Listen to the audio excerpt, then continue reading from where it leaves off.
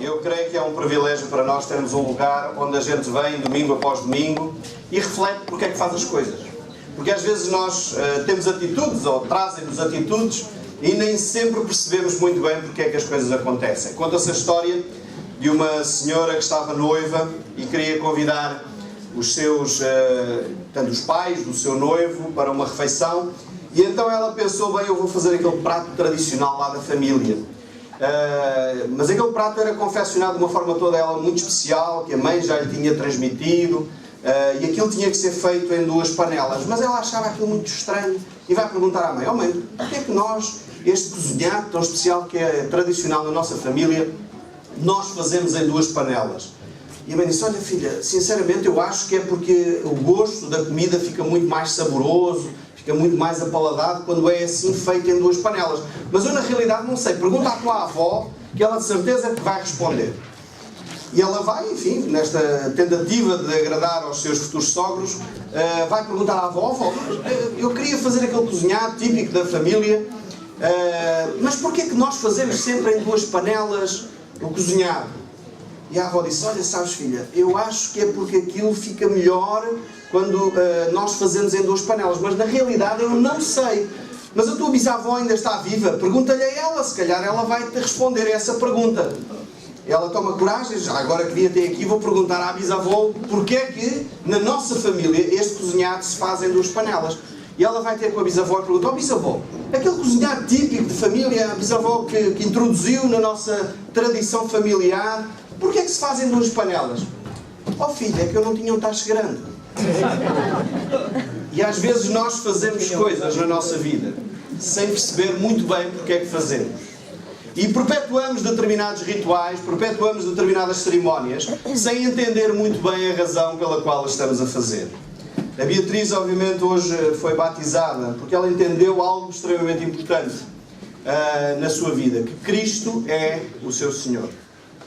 Não é só uma entidade histórica, não é só alguém que dividiu a história, não é só alguém que nós ouvimos falar como alguém importante, mas alguém que realmente fez sentido na sua própria vida. E ela chegou a um ponto da sua existência em que, ao refletir sobre a caminhada que estava a fazer, tomou a decisão, sim, eu quero que este Senhor passe a ser o Senhor da minha vida. Eu esta manhã gostaria de te levar a pensar, sendo tu cristão ou não, se Cristo é verdadeiramente o teu Senhor. O que é que isto quer dizer? O Daniel, na introdução do nosso tempo aqui, do nosso culto, levou-nos a refletir, no fundo, aonde é que tu pões os teus pés? Em quem tu estás firmado? Qual é a coisa, a circunstância, a pessoa em quem verdadeiramente tu confias? Porque esta é a questão. Eu gostaria de ler convosco um texto. Aqui na nossa comunidade nós estamos a estudar o livro de Marcos, e hoje este texto do livro de Marcos, capítulo 2, vai-nos desafiar a refletir quem é Jesus na tua vida. Porque é que fazes o que fazes? Quais são os teus valores? Semana passada tivemos o pastor José Manuel Fernandes, que partilhou connosco todo este capítulo 2, onde Jesus nos leva a refletir sobre a importância de entendermos porque é que fazemos o que fazemos. Às vezes fazemos coisas corretas com as motivações erradas. E às vezes perpetuamos tradições sem perceber muito bem porque é que as perpetuamos na nossa vida. Na nossa cultura é normal as pessoas serem batizadas em criança. Porquê é que a Beatriz não foi batizada em bebê, sem saber o que é que estava a fazer? Nós acreditamos que o batismo é uma decisão de alguém que está consciente da sua decisão de querer seguir a Cristo, e como decisão de ter a Cristo como Senhor, o primeiro passo de obediência é o batismo, porque foi isso que Jesus Cristo nos ensinou.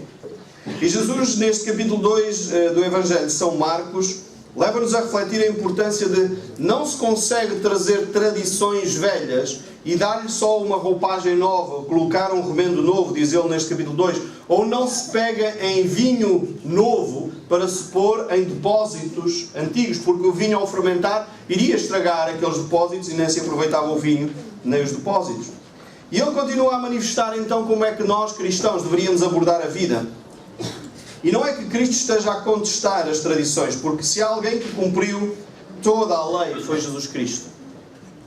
E ele não só cumpriu toda a lei, como ele queria levar as pessoas a entender porque é que devem de obedecer à lei. E infelizmente nem sempre nós obedecemos às coisas corretas pelas motivações certas. Então este texto que nós vamos ler esta manhã, espero eu que nos ajude a refletir um pouco mais sobre isto. Marcos capítulo 2, verso 23 diz assim: E aconteceu que passava Jesus um dia de sábado pelas plantações de cereal, e os seus discípulos, enquanto caminhavam, começaram a colher algumas espigas.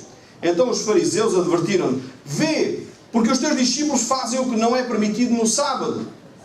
Mas ele esclareceu: Não leste como agiu Davi e os seus companheiros quando sofreram necessidades e tiveram fome? Na época do sumo sacerdote Abiatar, Davi entrou na casa de Deus e se alimentou dos pães dedicados à oferta da presença, que somente aos sacerdotes era permitido comer. E os ofereceu também aos seus companheiros. E então concluiu: O sábado não foi criado por causa do ser humano. O ser humano, sim, por causa do sábado. Assim sendo, o Filho do Homem é Senhor, inclusive, do sábado. Só para dar um pouco do contexto, porque talvez alguns de nós não entendam estas expressões, o povo de Israel tinha por hábito, depois do cativeiro, guardar este dia de sábado. E o dia de sábado não era só um dia de não trabalhar, era um dia de facto de descanso, mas acima de tudo o dia de sábado era um dia para dedicar a Deus, um dia para a adoração, um dia para a pessoa se pôr em ordem com Deus. E nesse aspecto, depois do cativeiro, é interessante que até essa época o profeta Jeremias e o profeta Isaías têm grande necessidade de repreender o povo, porque eles faziam tudo no dia de sábado, menos adorar a Deus. Trabalhavam, aproveitavam para fazer uma série de coisas, como se calhar nós hoje aproveitamos o domingo para fazer uma série de coisas, menos para adorar a Deus. E obviamente foram necessários serem repreendidos, e o livro de Jeremias tem várias repreensões sobre isto. No entanto, após o cativeiro, quando eles foram para a Babilónia, no ano 700, depois regressaram perto do ano 500, e pouco, porque foi em 2 levas que eles foram para o exílio. Quando eles regressaram, no entanto, eles continuaram sem guardar esta orientação das Escrituras, da lei.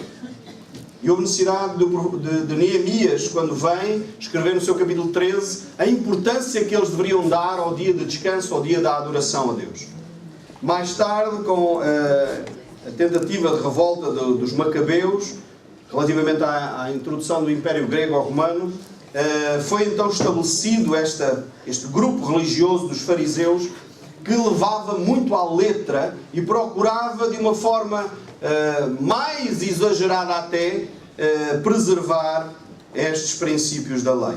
Então, para os fariseus, no sábado, efetivamente, não se fazia nada. A ideia de guardar o sábado e descansar no sábado era tal que era proibido a um judeu, pelos fariseus, de dar mais do que 1000 passos. Quem andasse mais de 1000 passos poderia ser, de acordo com os fariseus, punido de morte, porque estava a perverter o princípio do sábado. Obviamente, os discípulos que estavam a passar numa seara estavam com fome, devia ser mais ou menos como agora que vocês estão a ficar com fome e eu estou aqui a atrapalhar o vosso almoço. E eles começaram a colher umas espigas para comer, e era permitido pela lei. Deuteronômio capítulo 23 nos ensina isso, que não havia crime algum em eles a colherem as espigas enquanto caminhavam, e poderiam comer enquanto caminhavam. Estes fariseus, obviamente, eles estavam à procura de uma oportunidade para condenar Jesus, porque eles não tinham entendido porque é que o sábado existe, para que é que as cerimónias servem. Porquê é que fazemos o que fazemos? Porque nós, seres humanos, infelizmente, talvez alguns de nós, à semelhança destes fariseus, temos dificuldades em nos adaptarmos e vivermos em liberdade. Nós, na realidade, preferimos regras e ter as coisas muito bem definidas, porque quando as regras são transformadas, mudadas, nós resistimos muito à mudança. Como alguém que estava a visitar uma igreja, e uma igreja, se calhar, parecida com a nossa celebra este ano 90 anos, e alguém dizia a essa pessoa: uau, tantos anos numa igreja, você já cá está há mais de 40 anos, você deve ter visto muitas mudanças acontecerem na vida da vossa igreja. E a pessoa respondeu: sim, eu vi, mas resisti a todas elas. E nós somos assim, não queremos mudanças. As mudanças levam-nos a resistir e criamos maneiras de que elas não aconteçam. Jesus diz que a vida espiritual é algo novo. Não pode ser empacotado, não pode ser encaixado numa forma quadrada, única, porque Deus é imenso. Por isso ele diz que não se pode pôr um remendo novo num pano que já é velho? Porque vai rasgar aquilo e aquilo não funciona. Não se pode pôr um vinho novo em odres velhos. Porque obviamente aquele vinho novo, aquela novidade de vida, vai estragar o que está para trás e não se vão ser compatíveis uma com a outra. Eu noto que nós temos vários ministérios na igreja e quando nós pretendemos fazer algumas alterações, por exemplo, no encontro de casais, a resistência que foi. Estava-me a lembrar quando nós procurámos introduzir no encontro de casais momentos para que a equipa tivesse um tempo mais alargado de reflexão e de pensar um pouco também na sua própria vida conjugal. As conversas que tivemos que ter com vários líderes para explicar que era possível fazer esta mudança porque já estamos com um odre velho. E a pessoa está habituada àquela forma. E está habituada àquela maneira de fazer. E fazer mudanças naquilo que é habitual, às vezes é difícil. Foi por isso que um pastor teve a ideia de mudar. Nós não temos aqui o nosso piano. Antigamente tínhamos um piano grande, daqueles difíceis de promover. E o pastor pensou, bem, eu vou mudar o piano daquele lado da igreja para o outro. Gostaria mais de ver o piano no outro lado da igreja. Então ele pensou, mas se eu faço isto numa assentada só, vai haver uma revolução na igreja, porque as pessoas estão habituadas a ver o piano do lado direito, não é? Então o que é que ele pensou? Bem, eu vou mudá-lo 10 cm por semana, não é? E ao fim do ano então tinha o piano do outro lado sem revolução dentro da igreja. Nós temos dificuldades em lidar com as mudanças. Mas precisamos entender porque é que nós fazemos o que fazemos. E Jesus leva-nos a esta reflexão dizendo, o sábado não foi ele próprio, o homem não deve estar sujeito simplesmente ao sábado porque sim. O sábado foi criado por causa do ser humano, para favorecer o ser humano. E a semana passada estivemos a refletir sobre a importância dos nossos valores. Qual é a hierarquia de valores que nós temos? Como é que nós lidamos? E é isto que neste capítulo 2 Jesus está a fazer. Jesus está a desmontar aquilo que eram os valores estabelecidos, o código de doutrinas, o código de práticas, o código de tradições que a pessoa tem para dizer e questionar. Realmente as tuas tradições estão alicerçadas em quê? Jesus no capítulo 2 ele não está a dizer que não se deve jejuar, atenção, era o tema da semana passada, porque é interessante que estamos a referir aqui, não era só os fariseus que jejuavam, os discípulos de João, o Batista, jejuavam, e havia pelo menos dos discípulos que seguia Jesus, André, que tinha sido discípulo de João Batista. Jesus não está a dizer que não se jejua, naquela época obviamente ele disse isto porque o noivo estava presente, mas dias virão em que os discípulos de Jesus jejuarão. O que Jesus está a dizer é deves saber porque é que deves jejuar. E já agora, relativamente ao jejum, jejua o jejum certo. E ele diz-nos em Isaías qual é.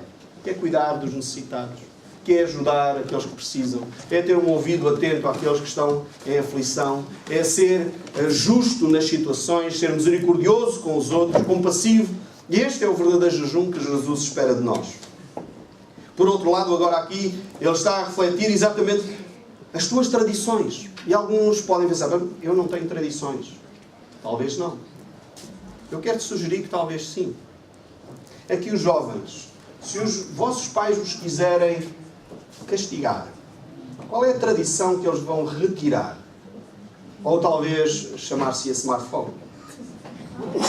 Ui, se ele mexe no meu smartphone, aí a tradição que cai.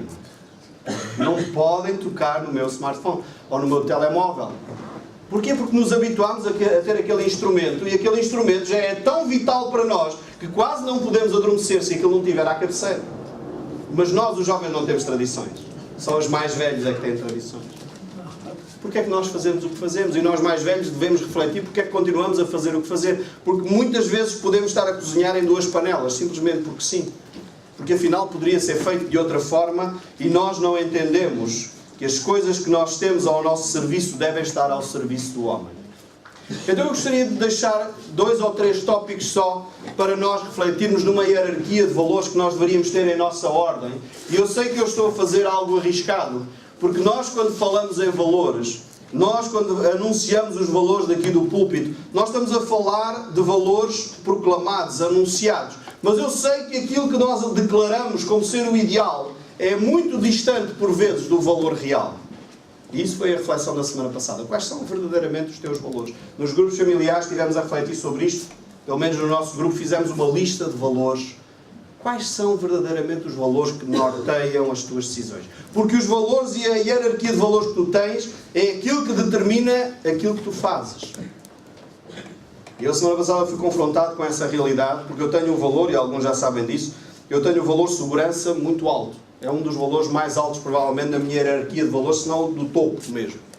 E eu lembro-me que quando saiu, há uns anos atrás, a norma de que as crianças, os meus filhos, é que foi há uns anos valentes já, porque eles eram crianças e precisavam ainda do banquinho que os bebés precisam para andar no carro. Eu tinha um carro que não tinha cabeceiras no banco de trás. E tal, isto já deve ter sido há muitos anos mesmo. E agora já não há carros desses. E eu decidi, apesar da lei geral do país dizer que quem não andar com um banquinho vai ser multado, eu decidi, por uma questão de ter um valor alto, que é o valor de segurança, não colocar um banquinho nos meus filhos, porque eu sabia que se eu lhes colocasse o banquinho, eles ficavam mais altos, e como o banco de trás não tinha cabeceiras, se eu travasse, eles iriam ter as cervicais desprotegidas, e seria muito mais perigoso para eles ter o banco do que não ter. Apesar da medida ser, o banco era para proteger as crianças, para eles estarem mais seguros. Mas na realidade, por causa do carro que eu tinha, era mais seguro eles não terem aquele banco. E eu decidi, conscientemente, desobedecer à lei, porque o valor de segurança que eu tenho é muito alto. Quais são os teus valores? Porque são esses valores que vão determinar, até no meu caso, desobedecer a uma lei do Estado. Porque eu sabia que iria colocar os meus filhos em risco se eu obedecesse àquela lei. E para mim, como o valor de segurança é mais importante do que cumprir uma lei, eu estava disposto a pagar uma multa, desde que isso não pusesse em risco a saúde dos meus filhos. Quais são os valores que norteiam as tuas decisões? Eu estou a dizer isto, eu naquela altura não fiz esta reflexão toda assim. Simplesmente decidi, não posso fazer isto. E andava com os filhos sem aquele banquinho até ter um carro novo. E quando passei a ter um carro novo, obviamente, passei a ter um banco adequado e a cumprir a lei. Mas estava disposto a pagar uma multa, porque o meu valor de segurança é um valor muito importante. Quais são os teus valores? Porque Jesus veio para questionar os teus valores. Jesus veio para te fazer refletir sobre as tuas tradições. Jesus veio para te dizer, eu sou o Senhor até do teu descanso, até da tua vida, até das tuas inseguranças, até do teu pecado. Eu quero fazer parte da tua vida. Estamos nós dispostos, à semelhança daquilo que vimos a Beatriz fazer nesta manhã, a fazer esta declaração a Deus. Sejas tu cristão ou não, porque muitas vezes nós cristãos dizemos que temos a Cristo e dizemos-nos cristãos, mas na realidade depois não deixamos espaço para Cristo ser Senhor das nossas vidas. Porque ser Senhor das nossas vidas implica, se Deus me pede para eu ir pedir perdão a alguém, eu vou pedir perdão a esse alguém. Ser cristão significa que se Cristo é meu Senhor e Ele diz para eu amar até este meu inimigo, eu vou amar este meu inimigo. E isto eu não sou capaz de fazer sem Cristo. Eu não sei tu, como é que tu reages.